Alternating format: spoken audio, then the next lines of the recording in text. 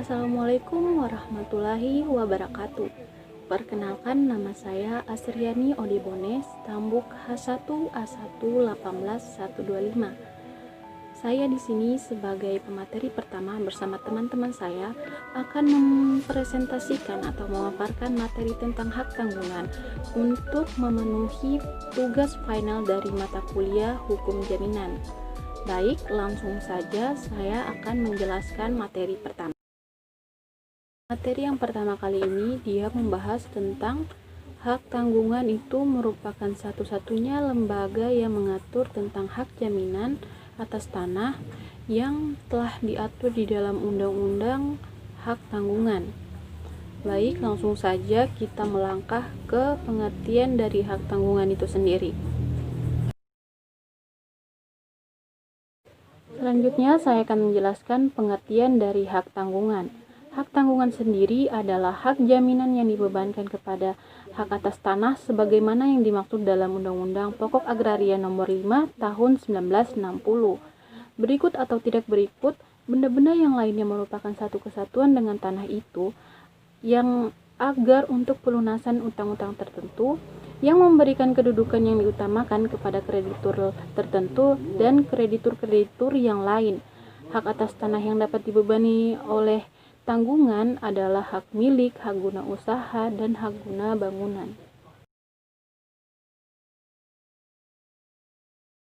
Selanjutnya saya akan menjelaskan dasar hukum dari hak tanggungan. Yang pertama ada Undang-Undang Nomor 5 Tahun 1960, yang kedua ada Undang-Undang Nomor 16 Tahun 1985, yang ketiga ada Undang-Undang Nomor 4 Tahun 1996, yang keempat ada Peraturan Pemerintah Nomor 24 Tahun 1997, yang kelima ada Peraturan Pemerintah Negeri Agraria atau Kepala Badan Pertanahan Nasional Nomor 3 Tahun 1996 tentang bentuk SKM-HT, APHT, BTHT, dan sertifikat HT. Yang keenam ada Peraturan Pemerintah Negara Agraria atau Kepala Badan Pertanahan Nasional Nomor 4 Tahun 1997 tentang penetapan batas waktu SKM-HT untuk menjamin pelunasan kredit-kredit tertentu. Dan yang terakhir ada Peraturan Pemerintah Negeri Agraria atau Kepala Badan Pertanahan Nasional Nomor 3 Tahun 1997 tentang pelaksanaan Peraturan Pemerintah Nomor 24 Tahun 1997.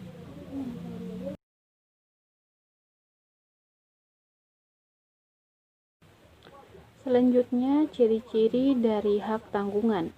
Yang pertama adalah memberikan kedudukan yang diutamakan kepada krediturnya. Yang kedua, selalu mengamati objek yang dijaminkan di tangan siapapun objek itu berada. Yang ketiga, ada asas spesialitas dan asas publisitas, yang mana asas spesialitas yaitu bahwa hak tanggungan, hak fidusia, dan hipotek hanya dapat dibebankan atas persil atau atas barang-barang yang sudah terdaftar atas nama orang tertentu. Sedangkan asas publisitas yaitu asas bahwa semua hak, baik hak tanggungan, hak fidusia, dan hak hipotek itu harus didaftarkan sehingga dapat mengikat pihak-pihak dan memberikan kepastian hukum pada pihak-pihak yang berkepentingan. Yang keempat, mudah dan pasti pelaksanaannya.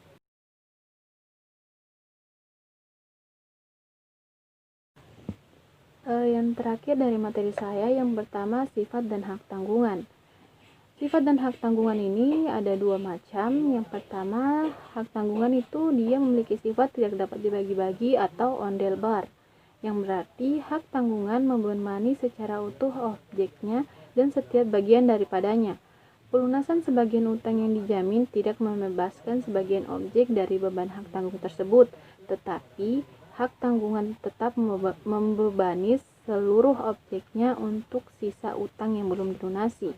Sifat yang selanjutnya yaitu hak tanggungan hanya merupakan ikutan asesorir dari perjanjian pokok, yaitu perjanjian yang menimbulkan hubungan hukum utang piutang. Keberadaan berakhir dan hapusnya hak tanggungan ini dengan sendirinya tergantung pada utang yang dijamin pelunasannya tersebut. Sekian dari pemaparan materi saya. Selanjutnya teman saya akan melanjutkan pemaparan materi tersebut. Saya persilahkan.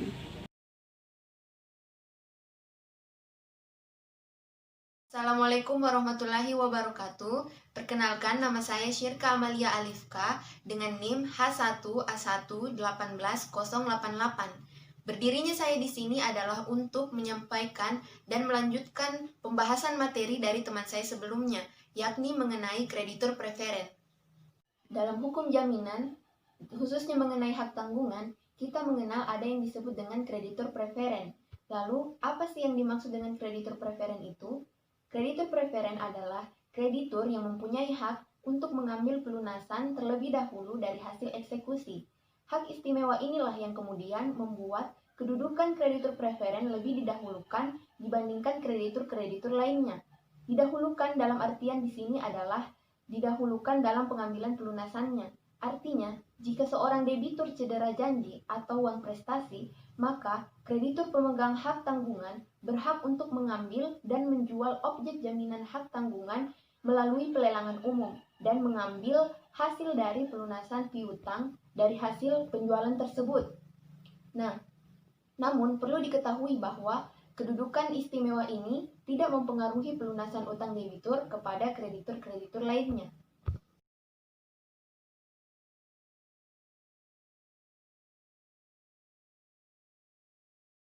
Materi selanjutnya adalah mengenai hak jaminan khusus. Di dalam praktik perbankan, jaminan yang bersifat umum terkadang belum mampu memberikan perlindungan hukum terhadap kreditur untuk menjamin kredit yang diberikan kepada debitur. Oleh karena itu, kreditur memerlukan suatu jaminan yang ditunjuk dan diikat secara khusus untuk menjamin utang debitur.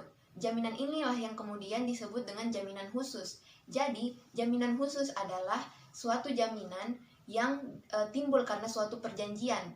Artinya, meskipun ia tidak diatur di dalam peraturan perundang-undangan, ia tetap berlaku jika diperjanjikan secara khusus antara debitur dan kreditur atau antara kreditur dengan pihak ketiga yang menanggung utang debitur. Sehubungan dengan kebutuhan akan modal untuk melakukan suatu kegiatan usaha, maka lembaga perkreditan di sini sangat berperan penting dalam pemberian modal kepada debiturnya. Lembaga perkreditan seperti bank biasanya lebih cenderung memilih jaminan yang bersifat kebendaan dibandingkan jaminan yang bersifat perorangan. Kenapa? Karena jaminan yang bersifat kebendaan lebih kuat sifatnya dibandingkan jaminan yang bersifat perorangan. Salah satunya adalah hak tanggungan. Di dalam hak tanggungan, jaminan khusus diberikan kepada kreditur konkuren yang merasa bahwa tagihannya belum cukup terjamin dengan adanya jaminan yang bersifat umum. Oleh karenanya, undang-undang menawarkan lembaga hak tanggungan. Kenapa bank lebih menyukai hak tanggungan? Karena di dalam hak tanggungan yang dijadikan objek adalah tanah. Nah, tanah ini merupakan benda yang tidak bergerak, di mana nilainya itu tidak pernah berkurang seiring perkembangan zaman.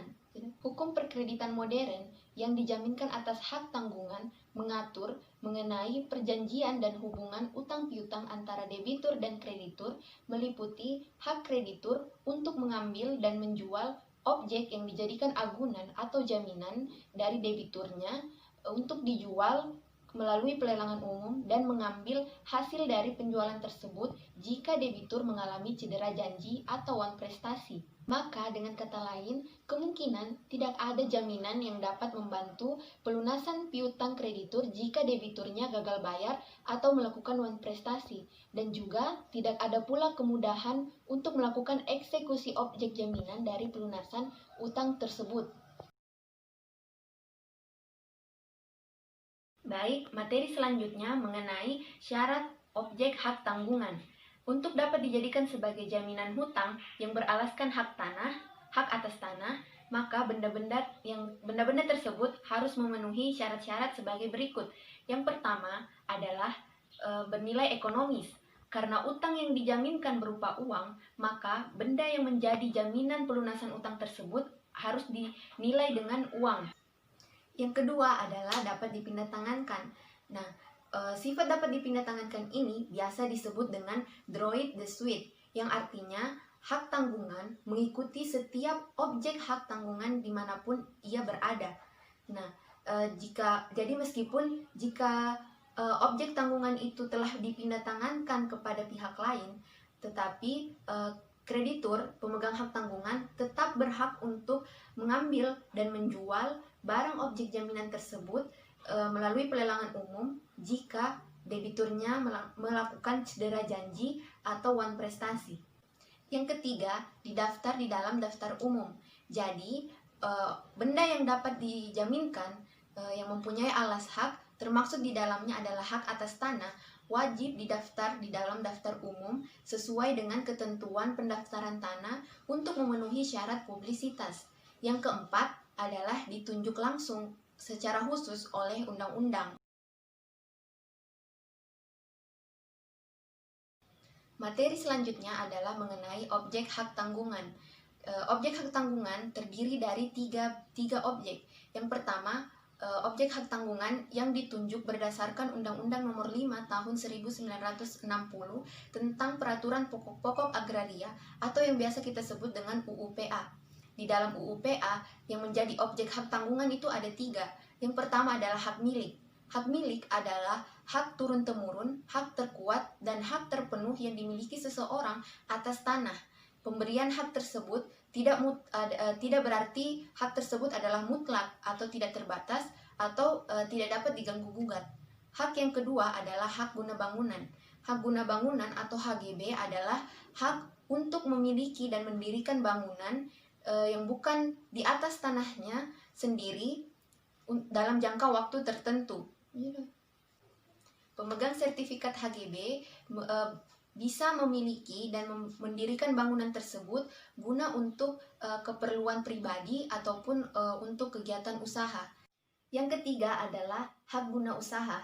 Hak guna usaha atau HGU adalah hak khusus untuk mengusahakan di atas tanah yang bukan miliknya sendiri, atas tanah yang dikuasai langsung oleh negara untuk dipergunakan bagi perusahaan pertanian, perikanan, ataupun peternakan, dengan ketentuan bahwa luas tanah tersebut adalah minimal 5 hektar dan HGU ini tidak dapat dialihkan atau dipindah tangankan, tetapi dapat dibebani dengan hak tanggungan. Yang kedua adalah objek yang ditunjuk berdasarkan Undang-Undang Nomor 4 Tahun 1996 tentang hak tanggungan, yaitu hak pakai. Hak pakai atas tanah negara yang dengan ketentuan wajib didaftar dan sifatnya dapat dipindah tangankan, dapat dibebani dengan hak tanggungan. Diberlakukannya hak pakai sebagai objek jaminan hak tanggungan ini merupakan langkah maju dalam hukum pertanahan kita, dan juga bagi warga negara asing ia bisa menjadi pemilik hak atas tanah negara, yang mana jika hak tersebut akan dijaminkan harus disertai dengan persyaratan bahwa modal yang diperoleh harus digunakan untuk pembangunan di Indonesia. Objek yang ketiga adalah objek yang ditunjuk berdasarkan Undang-Undang Nomor 16 Tahun 1985 tentang rumah susun. Di dalam peraturan ini ada dua objek hak tanggungan. Yang pertama, objek mengenai tanah milik atau tanah hak guna bangunan, maka ia dapat dibebani dengan jaminan hipotek. Sedangkan tanah yang merupakan tanah hak pakai atau tanah milik negara, ia dapat dibebani dengan jaminan fidusia. Namun, dengan dikeluarkannya Undang-Undang Hak Tanggungan ini, maka jaminan hak pakai atas tanah atau hak tanah milik negara tidak dibebani lagi dengan jaminan fidusia, melainkan dapat dibebani dengan jaminan hak tanggungan. Perkenalkan, nama saya Elva Andriana, stambuk H1A1-18089. Baik, pada kesempatan kali ini saya akan menjelaskan materi tentang subjek hak tanggungan serta proses pelaksanaan pemberian hak tanggungan. Subjek hak tanggungan.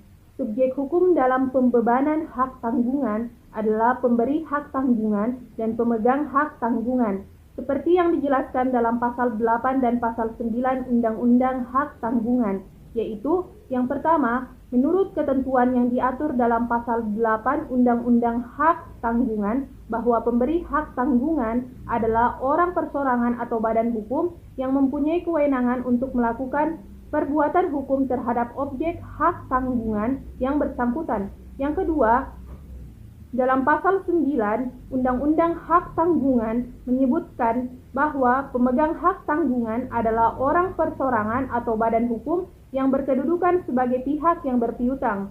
Adapun mengenai subjek hak tanggungan ini yang diatur dalam pasal 8 dan pasal 9 Undang-Undang Hak Tanggungan, maka dari ketentuan dua pasal tersebut dapat disimpulkan bahwa yang menjadi subjek hukum dalam hak tanggungan adalah subjek hukum yang terkait dengan perjanjian pemberi hak tanggungan. Di dalam suatu perjanjian hak tanggungan ada dua pihak yang mengikatkan diri. Yang pertama, pemberi hak tanggungan, yaitu orang atau pihak yang menjaminkan objek hak tanggungan atau debitor. Yang kedua, pemegang hak tanggungan, yaitu orang atau pihak yang menerima hak tanggungan sebagai jaminan dari piutang yang diberikannya.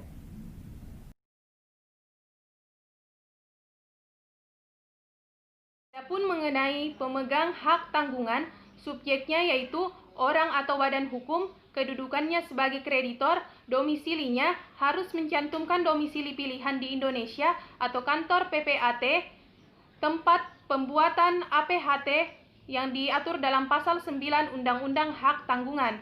Adapun mengenai pemberi hak tanggungan, syaratnya yaitu memenuhi syarat sebagai pemegang hak atas tanah. Yang kedua, kewenangan untuk melakukan perbuatan hukum terhadap objek hak tanggungan yang bersangkutan. Kedudukannya yaitu sebagai debitor atau penjamin yang diatur dalam pasal 8 Undang-Undang Hak Tanggungan. Proses pelaksanaan pemberian hak tanggungan. Proses pelaksanaan pemberian hak tanggungan dilaksanakan dalam dua tahap, yaitu tahap pemberian hak tanggungan dan tahap pendaftaran hak tanggungan. Yang pertama, tahap pemberian hak tanggungan. Tata cara pemberian hak tanggungan diatur dalam pasal 10 dan pasal 15 Undang-Undang Hak Tanggungan. Dalam pasal 10 Undang-Undang Hak Tanggungan diatur tentang tata cara pemberian hak tanggungan oleh pemberi hak tanggungan secara langsung. Sedangkan dalam pasal 15 Undang-Undang Hak Tanggungan diatur tentang pemberian kuasa pembebanan hak tanggungan oleh pemberi hak tanggungan kepada penerima kuasa. Berdasarkan ketentuan dalam pasal 10 ayat 1 Undang-Undang Hak Tanggungan tersebut, dapat diketahui bahwa pemberian hak tanggungan harus diperjanjikan terlebih dahulu, dan janji itu dipersyaratkan harus dituangkan dan merupakan bagian yang tidak terpisah dari perjanjian utang piutang yang bersangkutan atau perjanjian lainnya yang menimbulkan utang tersebut. Adapun prosedur pembebanan hak tanggungan yang menggunakan surat kuasa membebankan hak tanggungan sebagaimana yang dimaksud dalam pasal 15 Undang-Undang Hak Tanggungan adalah sebagai berikut. Yang pertama, wajib dibuatkan dengan akta notaris dan akta PPAT dan memenuhi persyaratan sebagai berikut. Yang pertama, tidak memuat kuasa untuk melakukan perbuatan hukum lain daripada membebankan hak tanggungan. Yang kedua, tidak memuat kuasa substitusi. Yang ketiga, mencantumkan secara jelas objek hak tanggungan, jumlah utang dan nama serta identitas kreditornya, nama dan identitas debitornya apabila debitor bukan pemberi hak tanggungan. Yang kedua, tidak dapat ditarik kembali atau tidak dapat berakhir oleh sebab apapun juga, kecuali karena kuasa tersebut telah dilaksanakan atau karena telah habis jangka waktunya. Yang ketiga, surat kuasa membebankan hak tanggungan mengenai hak atas tanah yang sudah terdaftar wajib diikuti dengan penggunaan APHT selambatnya 1 bulan sesudah diberikan. Yang keempat, surat kuasa membebankan hak tanggungan mengenai hak atas tanah yang belum terdaftar wajib diikuti dengan penggunaan akta pemberian hak tanggungan atau APHT selambat-lambatnya 3 bulan sesudah diberikan. Prosedur pada angka 3 dan 4 tidak berlaku dalam hal surat kuasa membebankan hak tanggungan diberikan untuk menjamin kredit tertentu yang ditetapkan dalam peraturan perundang-undangan yang berlaku.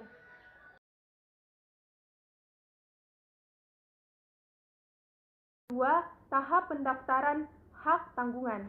Pendaftaran jaminan hak tanggungan diatur dalam ketentuan pasal 13 Undang-Undang Hak Tanggungan. Menurut pasal 13 Undang-Undang Hak Tanggungan tersebut, dapat diketahui bahwa hak tanggungan lahir pada saat pendaftaran hak tanggungan pada buku tanah hak atas tanah yang dibebankan dengan hak tanah. Pendaftaran hak tanggungan dilakukan oleh kantor pertanahan atas dasar data di dalam APHT serta berkas pendaftaran yang diterimanya dari PPAT dengan dibuatkan buku tanah hak tanggungan. Bentuk dan isi buku tanah hak tanggungan telah ditetapkan berdasarkan Peraturan Menteri Agraria Nomor 3 Tahun 1997.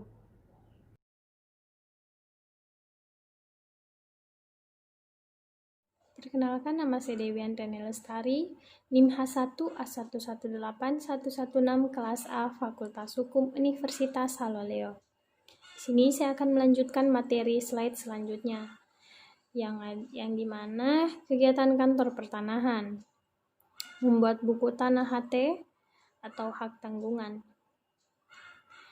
Buku tanah adalah dokumen dalam bentuk pendaftaran yang membuat data yuridis dan data fisik suatu objek pendaftaran tanah yang sudah ada haknya. Yang kedua, membuat salinan APHT atau Akta Pemberian Hak Tanggungan atau yang biasa disingkat APHT. Mengatur persyaratan dan ketentuan mengenai pemberian hak tanggungan dari debitur kepada kreditur sehubungan dengan hutang yang dijaminkan dengan hak tanggungan. Pemberian hak ini dimaksudkan untuk memberikan kedudukan yang diutamakan kepada kreditur yang bersangkutan daripada ke kreditur-kreditur lainnya. Dapat kita lihat pada pasal 1 ayat 1 Undang-Undang Nomor 4 Tahun 1996 atau UU-HT. Jadi, pemberian hak tanggungan adalah pemberian sebagai jaminan pelunasan hutang debitur kepada kreditur sehubungan dengan perjanjian pinjaman atau kredit yang bersangkutan. Yang ketiga, membuat sertifikat hak tanggungan. Seiring dengan proses tersebut, kantor pertanahan telah mengeluarkan sertifikat hak tanggungan yang berisi data-data dan keterangan-keterangan yang tercantum dalam APHT. Jadi, sertifikat hak tanggungan ini berfungsi sebagai bukti bahwa atas objek tersebut dibebankan hak tanggungan, demikian menurut Undang-Undang Hak Tanggungan. Adapun syarat-syarat pengajuan pemasangan hak tanggungan, yang pertama itu asli sertifikat, asli akta pemberian hak tanggungan, kartu tanda penduduk atau KTP kreditur, KTP KK kreditur untuk debitur orang pribadi, akta pendirian perseroan dengan perubahannya atau untuk debitur badan hukum, SK pengesahan badan hukum untuk perseroan, surat kuasa pemasangan hak tanggungan dari kreditur, KTP penerima kuasa, surat pengantar pemasangan hak tanggungan dari PPAT. Mengisi formulir yang ada di kantor pertanahan, membayar biaya pemasangan hak tanggungan dari penerima negara, bukan pajak, sesuai pemerintahan sektor, SPS, di kantor pertanahan. Yang keempat, mencatat beban HT dalam buku tanah hak atas tanah yang menjadi objek hak tanggungan serta menyalin catatan tersebut pada sertifikat hak atas tanah. Penjelasan dari umumnya dari UU-HT menyebutkan bahwa terdapat dua unsur mutlak dari hak atas tanah yang dapat dijadikan objek tanggungan.